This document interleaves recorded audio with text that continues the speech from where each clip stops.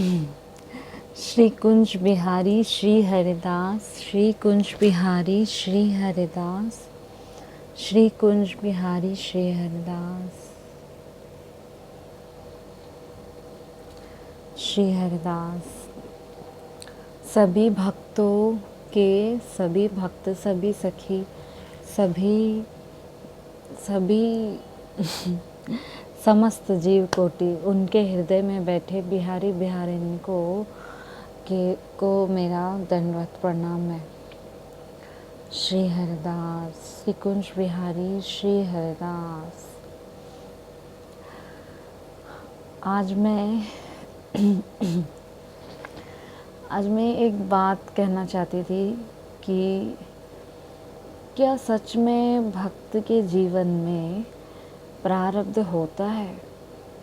जो बिहारी जी के शरण में आ जाते हैं फिर उनका प्रारब्ध होता है कि नहीं होता है? तो ऑलरेडी सब लोग यही कह रहे थे, सारे संत सब लोग कहते हैं कि प्रारब्ध तो कटानी पड़ती है, प्रारब्ध से कोई भी प्रारब्ध से निकल के नहीं जा सकते, प्रारब्ध तो भोगना ही पड़ेगा, ऐसे बोलते हैं, सब लोग कहते हैं।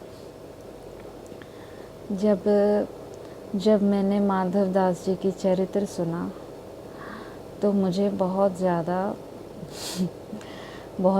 दुख हुआ कि चलो शुरू से बताती हूँ। माधव दास जी बहुत उच्च कोटि के भक्त हुए। उनका भाव था सखा भाव।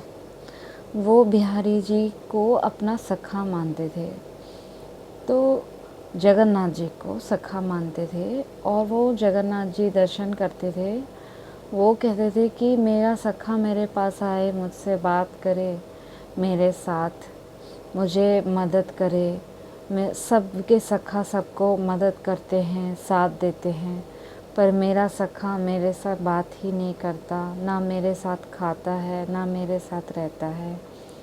उनका मन में यही लक्ष्य था कि वो कभी ना कभी वो आएंगे और वो उनसे प्रत्यक्ष मिलना चाहते थे। और उनका जो भक्त जीवनी थी वो बहुत सुंदर थी। उनकी जो पत्नी, उनका 1 साल का बच्चा था, उनकी कम उम्र में ब्याह हो चुका था और फिर उनकी पत्नी की मृत्यु हो गई थी।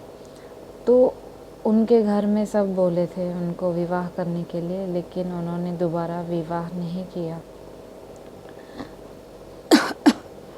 उन्होंने सोचा बच्चे का देखभाल कर लेंगे, लेकिन फिर उनको लगा कि अगर मैं इस दुनिया से चला गया तो फिर भी तो बच्चा को कोई ना कोई पालन पोषण करेंगे ही। तो फिर वो बच्चे को भी छोड़ के वो अपना भजन साधन, अपना एक अलग से वो रहने लग गए। किसी का संग नहीं करते, सिर्फ जगन्नाथ जी को भजन करते थे और जगन्नाथ जी की सेवा करते थे। तो एक जगह सत्संग होता था, वहाँ पे वो जाते थे, संत गोष्ठी होती थी, वहाँ वो बैठते थे।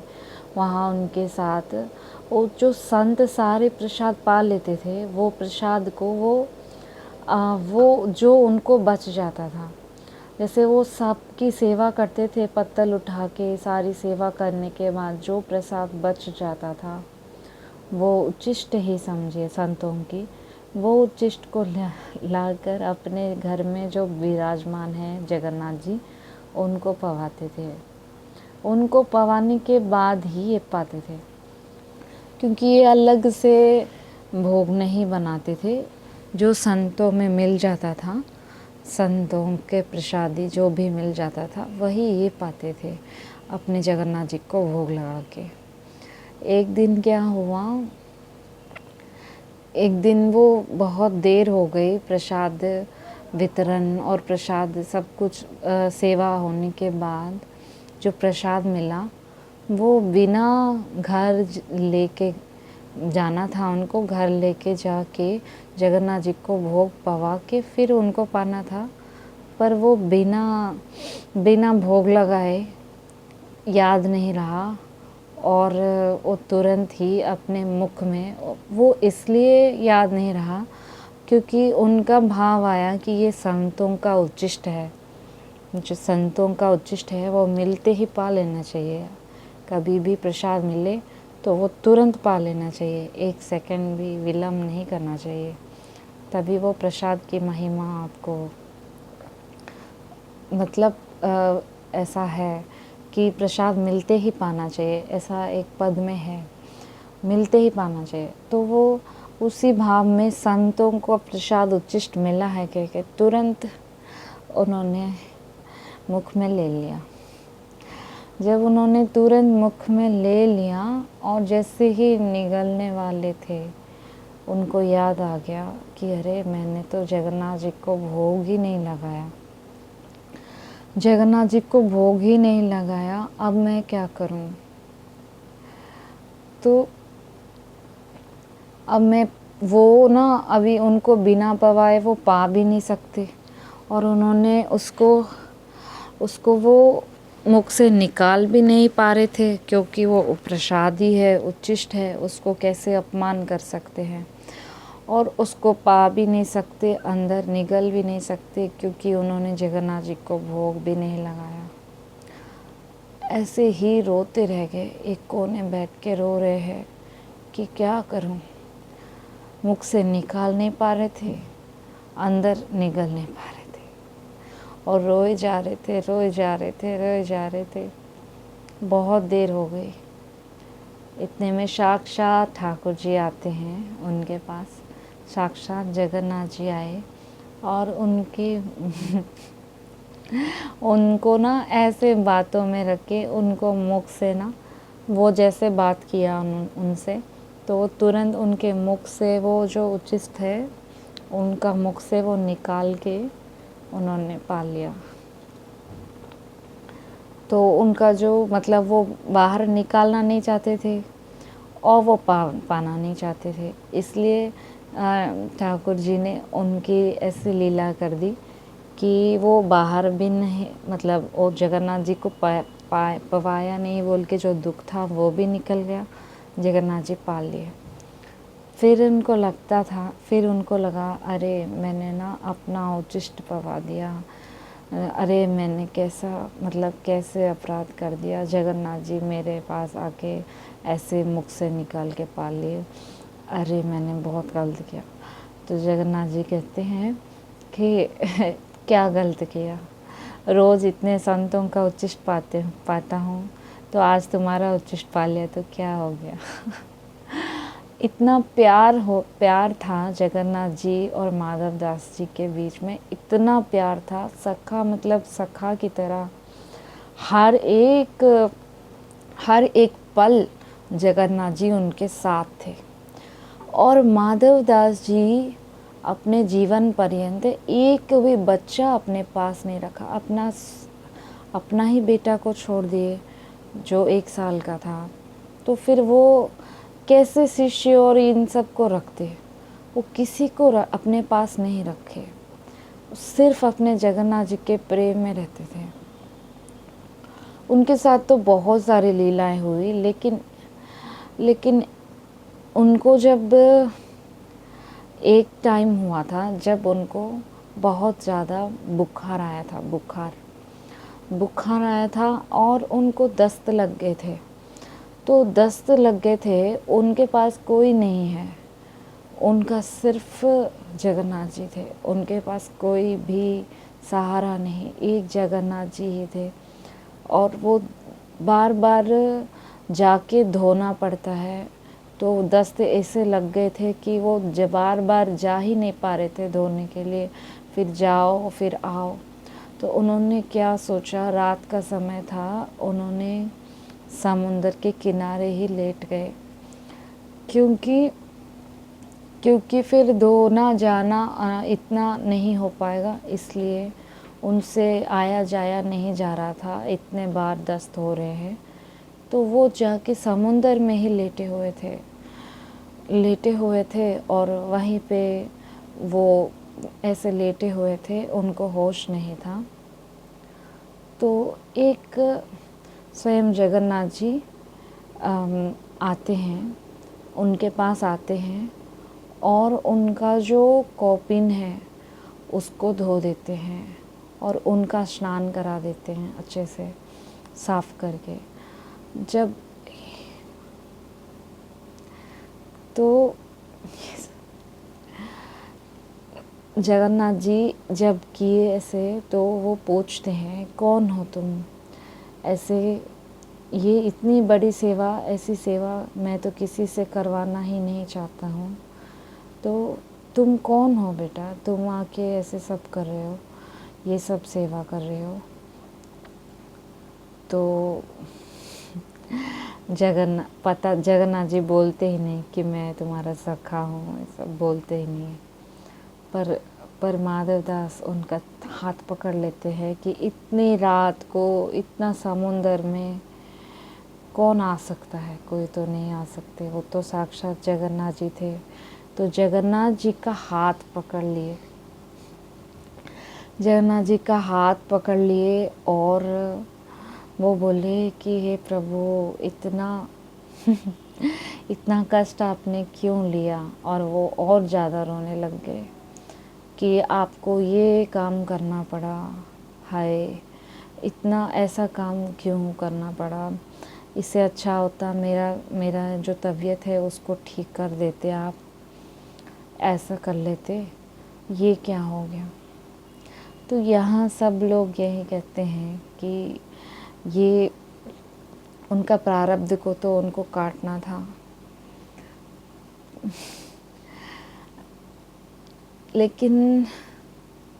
लेकिन जो मेरे शरण में आते हैं, जो मेरे शरण में आते हैं, उनके सारे कर्म, प्रारब्ध, कष्ट सब कुछ हर लेता है ठाकुर जी स्वयं, हरि।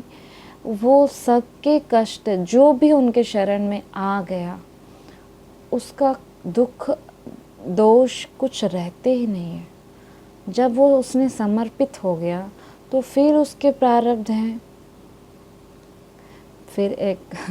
फिर तो ये आश्चर्य की बात लगती है मुझे कि कोई शरण में आया हो, उनको इतना कष्ट, इतना पीड़ा, जो आपके शरण में आया है उसको भी पीड़ा है, और जो आपके शरण में नहीं है वो तो वैसे ही संसार में दुखी है। तो फिर क्या फ़र्क रह गया? वो भी दुख पा रहा है और जो आपके शरण में आया वो भी दुख पा रहा है। फिर काहे आपके शरण में आए? मतलब वो तो हरि मिलते हैं, उसके लिए अच्छे के लिए ही करते हैं जो भी करते हैं, लेकिन पीड़ा क्यों? इतना दुख, इतना कष्ट कैसे, क्यों? मेरे मन में ये बहुत ज़्यादा कष्ट हुआ इस बात से। मैंने एक वीडियो भक्त चरित्र के वीडियो में कमेंट में मुझे किसी सखी ने कहा कि मैं माधव दास जी की चरित्र सुनना चाहती हूँ, तो मैंने सोचा था मैं बताऊँगी।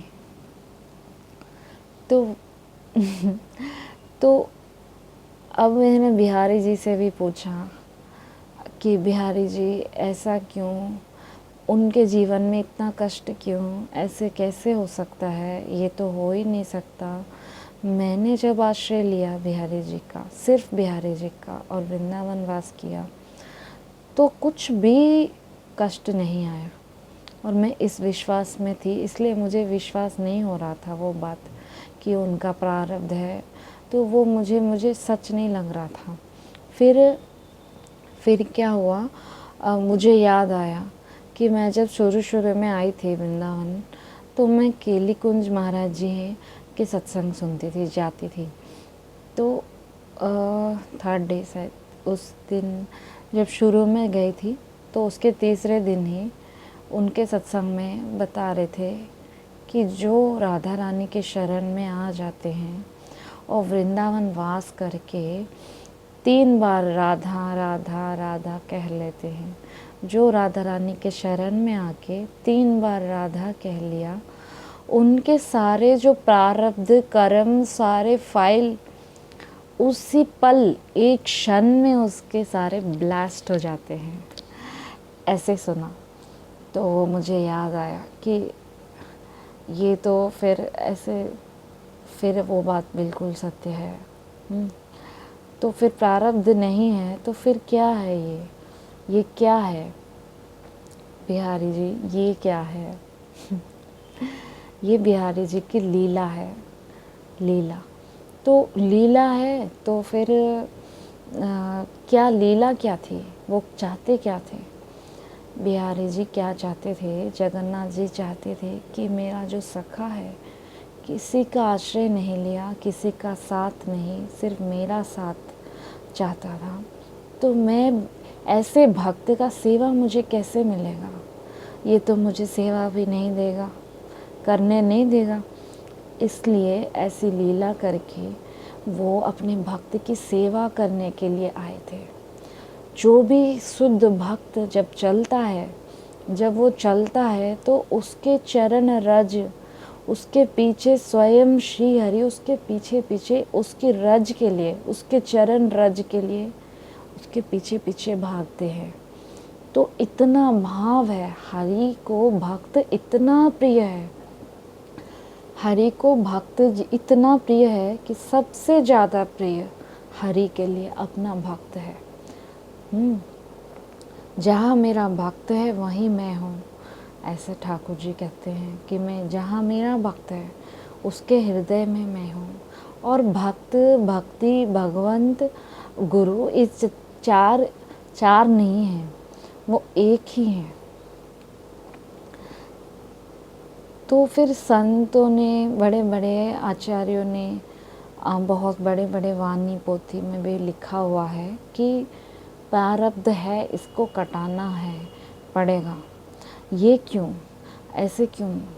ऐसे इसलिए बोले हैं संत क्योंकि जो जीव है ना वो सिर्फ कुकर्म करके दोष, भूल, अपराध करते हैं और वो सोचते हैं कि हम तो बिहारी जी के शरण में हैं तो वो कट जाएगा, और वो अपना अपराध करते जाते हैं और वो कट जाएगा कह के वो नाम जप भी कर लेते हैं, भजन भी कर लेते हैं। तो इसीलिए प्रारब्ध का बात कह के जो हमारे बड़े जन हैं वो डराते हैं कि देखो प्रारब्ध से डरो। प्रारब्ध एक बार एक कर्म भी हुआ, ऐसा को कर्म हो गया हमसे तो उसके बदले में जो भोगना पड़ेगा वो बहुत मुश्किल हो जाएगा। हाँ, तो यही बात है कि ठाकुर जी भी अपने जो बच्चे हैं, ठाकुर जी के जो यदुवंश कुल में जितने भी उनके बच्चे हुए थे, उन्होंने भी संतों के अपराध किए तो वो अपने बच्चे हैं कह के उनको भी माफ़ नहीं किए। पूरा यदुवंश ही नाश हो गया क्योंकि उन्होंने संतों का अपमान किया था। तो अपराध तो छूटता नहीं है, ये बात तो सत्य है, लेकिन जो हरि के शरण में आ जाता है, जो हरि का हो जाता है, उसके जीवन में कोई प्रारब्ध, कोई कर्म, कोई धर्म कुछ भी नहीं रहते। वो उसके साथ जो भी होता है वो उसके साथ श्री हरि लीला करते हैं, उस बहाने उसकी सेवा करते हैं, उस बहाने उसका संग प्राप्त करते हैं। जैसे भक्त चाहता है कि हरि मेरे पास रहे, मेरा साथ दे, ऐसे ही हरि भी चाहते हैं कि भक्त मैं उसका साथ रहूं और मैं उसके पल पल उसके साथ रहूं। जैसे भक्त चाहता है हरि को, उसी तरह हरि भी भक्त को चाहते हैं, उससे कई गुना ज़्यादा उसे प्रेम करते हैं। तो जगन्नाथ जी की बात मैं खुद जगन्नाथ जी से आई हूँ, वहीं पे पुरी के पास से ही हूँ मैं। और बिहारी जी के होने के बाद कभी जगन्नाथ जी का नाम भी याद नहीं रहता। बिहारी जी ऐसे रसीले हैं, ऐसे हैं कि अगर मैं सब जगह, सब कुछ हरि ही है, सब कुछ वृंदावन ही है, सब जगह वृंदावन है, सब हरि ही हैं, अगर इस भाव में रहती और मैं वृंदावन नहीं आती, वहीं पे जगन्नाथ जी के ही भक्त होके, जगन्नाथ जी की ही भजन करके प्राप्ति कर लेती, तो इतना मुश्किल तो होता ही नहीं मेरा लाइफ। इतना मुश्किल से मैं वृंदावन वास किया, सब कुछ बहुत स्ट्रगल करके। तो क्या बात है, ऐसा क्या बात है जो बिहार जगन्नाथ जी भी छोड़ के बिहारी जी आ गए, ये आप भी सोच सकते हैं। हरि एक ही हैं, लेकिन थोड़ा अंतर है, रस में अंतर है। मतलब सब धाम एक हैं कहते हैं, लेकिन सब धाम एक होते तो फिर मैं वृंदावन वास के लिए क्यों होती, इतना पागल क्यों होती? फिर तो जगन्नाथ जी के धाम में ही रह जाती, है ना। तो जब प्रेम और रस का अगर कंपेयर करा जाए, मतलब रस के जो लीला है, माधुर्य लीला, उसमें कंपेयर करेंगे तो वृंदावन सर्वोपरि धाम है और बांके बिहारी लाल सर्वोपरि ठाकुर जी हैं। ये आपको जो बिहारी जी के हैं और जो बिहारी जी के हैं उनको वो अब कहने की ज़रूरी नहीं है, वो खुद बता देंगे कि बिहारी जी तो बिहारी जी हैं, स्वामी जी तो स्वामी जी हैं। और ये भी कह देंगे जो भी वृंदावन आए हों, सारे धाम आप घूम लो और आप वृंदावन आओ, आप बोलोगे कि वृंदावन तो वृंदावन है। तो वृंदावन है, बिहारी जी तो बिहारी जी हैं, स्वामी जी तो स्वामी जी हैं। माना कि सभी हरि हैं, सभी हरि भक्त हैं, लेकिन जब रस और माधुर्य देखें, माधुर्य के तरह से अगर हम देखेंगे तो कंपैरिजन होने से अंश है, अंश ही है। क्योंकि बिहारी जी और स्वामी जी का जो देश है, स्वामी जी का देश जो है वो सबसे अलग है। स्वामी जी का नित्य विहार सबसे अलग है। वो कैसे अलग है? स्वामी जी का नित्य विहार क्यों सबसे अलग है?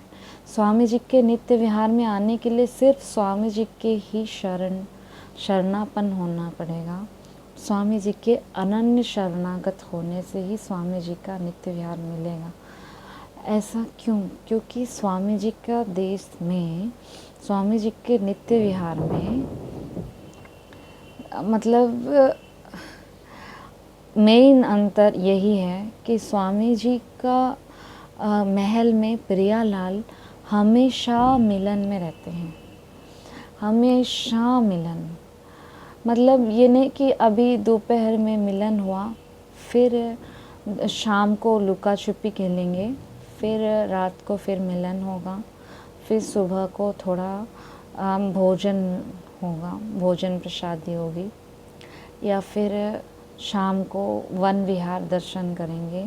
ऐसे बहुत सारी लीलाएं हैं, कुछ ना कुछ लीला तो है ही। सभी कुंज महल में, सबके महलों में कुछ ना कुछ और लीला भी है। लेकिन स्वामी जी के नित्य विहार में सिर्फ मिलन है। स्वामी जी के नित्य विहार में इतना ही अंतर समझ लीजिए कि प्रिया प्रीतम सेज से उतरते ही नहीं हैं, हमेशा के लिए मिले ही रहित, मानो कभू मिले ना, मिलते मिलते मिलते मिलते हमेशा मिलते ही रहते हैं। तो आप ये पूछेंगे कि हाँ, मिलत मिलत में चाह अति, तो आप ये कहेंगे कि फिर स्वामी जी का देश सबसे अलग है। आपको समझ में आ गया कि सबसे अलग इसलिए है क्योंकि यहाँ सिर्फ मिलन है। तो जो लोग नए हैं वो सोचेंगे कि क्या मिलन ही है, मतलब कुछ समझ ही नहीं आएगा कि एक ही रस है, एक ही सिर्फ मतलब एक ही लीला है यहाँ पे, और कोई लीला नहीं है। तो जब मैं नई थी तो मैं भी यही सोच रही थी कि एक ही लीला है, क्या करें इसमें, एक ही लीला है क्या, ये मुझे ऐसा लगता था। तो क्या हुआ कि समझ में आएगा कि देखिए प्रेम कितना भी हो, 100% वाला प्रेम हो, 200%, 1000% वाला प्रेम हो, लेकिन तभी पूर्ण होता है जब मिलन होता है।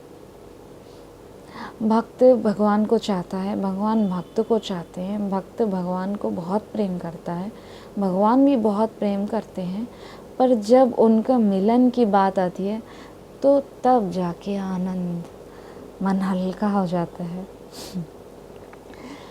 तो आनंद कहाँ है? मिलन में है, तड़प में।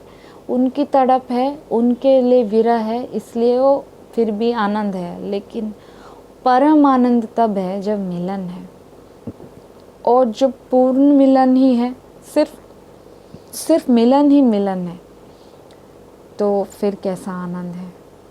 तो प्रेम तभी पूर्ण माना जाता है जहाँ पे सिर्फ मिलन ही मिलन है, वियोग ही नहीं है। वियोग माने ये है कि प्रिया जो अभी दूसरे कुंज में गई, तो भी उतना सा वियोग भी नहीं है। जैसे ब्यावला होता है तो फिर प्रियालाल सजते हैं, हाँ, और सज के फिर आके बैठते हैं, ब्यावला होती है, तो इतना समय भी वियोग नहीं है। प्रिया प्रीतम एक सेज में एक दूसरे से लिपटे हुए हैं, हर समय, हर पल, हर क्षण, और अभी से नहीं, पहले से मिलन हो रहा है, अभी भी हो रहा है, आगे भी होता रहेगा। ये नित्य विहार है, ये विशुद्ध निर्बध नित्य विहार, अखंड रूप से केली चल रही है। तो ऐसा नित्य विहार है, और इसको पाने के लिए स्वामी जी के अनन्य होकर, स्वामी जी के अनन्य शरणागति लेने वाले को ही स्वामी जी का हृदय मिलेगा, स्वामी जी का हृदय रूपी नित्य विहार मिलेगा। अगर ऐसे नहीं बोलूँगी, मैं आपके मन खुशी के लिए बोल दूँगी ठीक है सब एक ही है, तो सब एक ही है, तो फिर मैं क्यों जगन्नाथ जी को छोड़ के बिहारी जी आती। कुछ तो बात है बिहारी जी में, कुछ तो बात है स्वामी जी में। तो स्वामी जी में तो स्वामी जी तो स्वामी जी हैं, ऐसो रसिक ना हुए हैं, न आगे हो होंगे भूमंडल आकाश। मैं कुछ भी बोलूं, लेकिन मेरा हृदय हर पल स्वामी जी स्वामी जी स्वामी जी स्वामी जी स्वामी जी कहता है। मैं स्वामी जी के बिना एक पल, एक क्षण भी नहीं रह पाऊंगी। हमेशा स्वामी जी ही रहते हैं। और एक बात कहना, मैं वो भक्त माधव दास जी के चरित्र बोल रहे थे ना, तो उसमें लास्ट में क्या होता है, जब उनको जाना होता है, जगन्नाथ जी बोलते हैं अब चलें अपने धाम में। तो जगन्नाथ जी के माधव दास जी कहते हैं, जगन्नाथ जी कहते हैं और कोई इच्छा हो तो बता दो, कुछ कोई इच्छा हो तो बताओ। तो वो क्या कहते हैं पता है? वो कहते हैं कि मुझे ना वृंदावन ले जाओ, वृंदावन में बरसाना में महल में राधा रानी के दर्शन करते हुए मैं अपना प्राण छोड़ूंगा। तो जगन्नाथ जी आकाश मार्ग से माधव दास जी को वृंदावन लेके आते हैं, और वृंदावन में उनका प्राण छूटता है। बरसाना में राधा रानी के महल में वो प्रवेश होता है उनका, राधा रानी के महल में। तो यही मतलब, वहाँ इतना कुछ होने के बाद भी यहाँ आना पड़ा। एक जगन्नाथ जी तो रमन रेती नहीं, एक जगह है परिक्रमा मार्ग में, एक जगन्नाथ जी है, वो पूरी से बहते बहते समुंदर में बहते बहते यमुना नदी पे आ गए अपने भक्त से मिलने। जो भक्त अपने जगन्नाथ जी को छोड़ के वृंदावन वास करने आ गए थे, तो उनके पीछे पीछे जगन्नाथ जी स्वयं आ गए थे और उनको यमुना जी में उनको मिले। फिर वो जगन्नाथ जी को लेके अपने मंदिर में विराजमान किए। अभी भी परिक्रमा मार्ग में वो मंदिर है, वहाँ साक्षात जगन्नाथ जी हैं, वो पुरी से आए हैं। तो पुरी से जगन्नाथ जी भी वृंदावन वास के लिए तरसते हैं। ये बात जो समझ गए उनको मेरा सच में प्रणाम है। और जो शब्द एक है कहते हैं, सब धाम एक ही है, सब कुछ एक ही है, ये सिर्फ मन की भ्रम है जो समझ रहे हैं, उनको भी मेरा प्रणाम है। सबको मेरा प्रणाम है। अगर कोई बात अच्छा लगे तो स्वीकार करिए, कोई बात अच्छा नहीं लग रहा है तो उसको मन से निकाल दीजिए और मुझे क्षमा कर दीजिए। श्री हरिदास, श्री कुंज बिहारी श्री हरिदास, श्री कुंज बिहारी श्री हरिदास।